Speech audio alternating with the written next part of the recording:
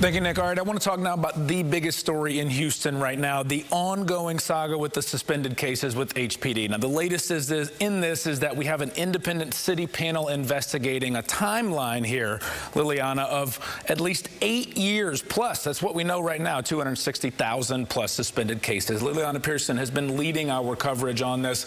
I want to ask you this point blank period, how is it possible over an 8.5-year period on the timeline that so few people knew about this? That's a spectacular question, and one of the things that we're really hoping to learn throughout this investigation. Right. We do know that there seems to be that some people knew about this, right? Chief Finner has told us that in 2021 is when he first became aware of it.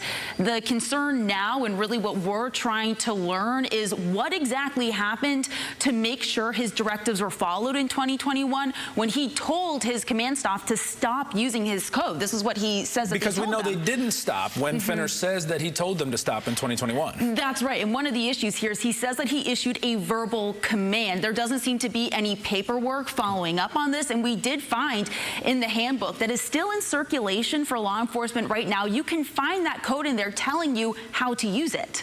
All right, here's the big question I have, I know a lot of people have. How can HPD possibly work back on this? We're talking about 8+ years, 260,000 plus cases, commit all of those resources, and then still police the 4th largest city in the country. What is Chief Finner saying about that? Well, you know, we got here because of the staffing issue, right? They have said this over and over, and it's no secret nationwide. There is a huge police staffing shortage.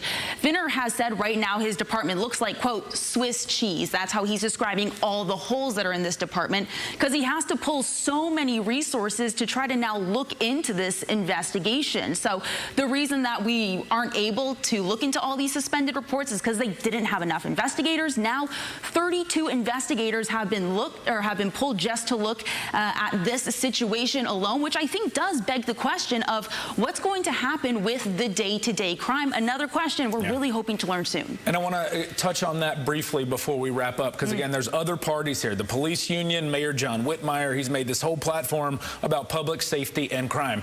Is there transparency in this? I know you're supposed to sit down with Chief Finner today. How is the public going to know about all this? Transparency has been their #1 promise through all of this, and something we're really fighting for. So far, the mayor has been asking his independent panel not to speak with journalists, which doesn't look great for transparency right now.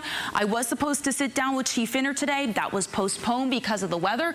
Hopefully, a lot of these questions that we still want to have answered, we're going to be able to get those hopefully next week is when we're planning to have that conversation back on the books. And I thought it was a great follow-up. You asked Mayor Whitmire yesterday, why not trust the panel that you've appointed to be able to speak with the media? Mayor Whitmire talking about the sensitivity and all that. Listen, this is a big issue here, and still a lot more we know will come. Liliana Pearson all over it for us here at ABC 13. Thanks so much. Thank you. All right, a severe thunderstorm